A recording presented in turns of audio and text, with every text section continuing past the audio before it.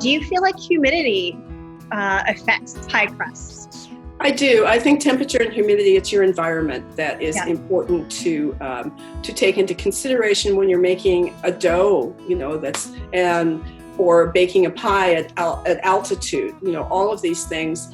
If my temperature in my kitchen today is about 64 degrees, it's a cool day here today in the summer.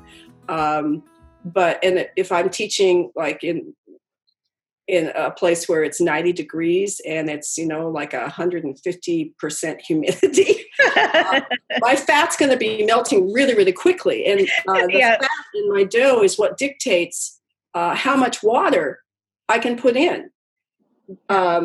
Because if my fat has melted and covered every single piece of flour, it's basically put a raincoat on the flour.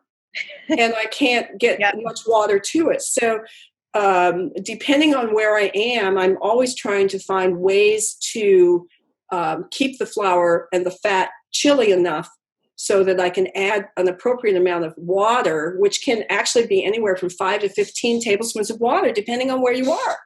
And, it's like, how old is your flour? How cold is your flour? Were your hands warm? Were they cold? Was your environment cold? Was it warm? Did you overwork the fat on there? Exactly.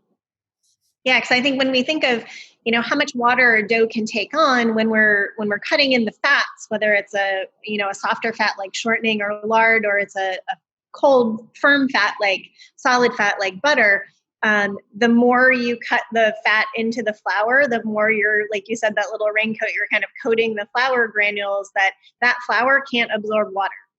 And so kind of the more available flour we have that's not coated with fat, the more water the dough is going to take. And so I feel like that's kind of where that variability comes too, is that it's not just I have X amount of fat in this dough and then X amount of water. There's so many other variables that kind of play into that if I really cut in the fats and I've coated a lot of the flour, it's not going to take on a lot of water.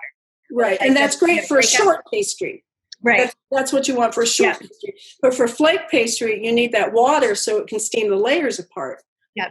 And keeping those butter pieces, like you had mentioned earlier, those butter pieces big enough that if we think of butter as 80% fat, 20% water, that fat's going to melt into the surrounding dough, but it's really that's water that's giving us that nice layering that people are looking for. Right.